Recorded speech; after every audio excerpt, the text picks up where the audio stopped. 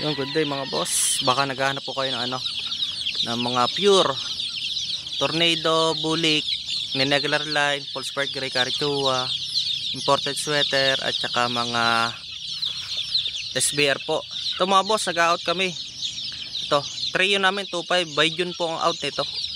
First week to second week po ng June, out na po namin. 2.5 lang po ang trio mga boss. May pure na po kayo.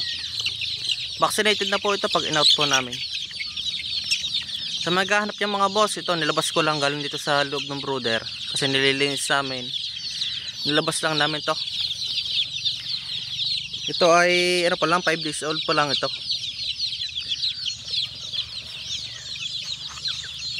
First week to second week mga boss ng ng June, i-out na po namin ito. Tawag lang kayo mga boss, 2.5 lang po ang isa. Ang isang trio po 2.5 lang. SBR, Tornado, Bulik, Pulspark Gray at saka itong itong street sweater po imported. Ang line po namin ng Bulik po, Nenegular Line, Immortal Bulik.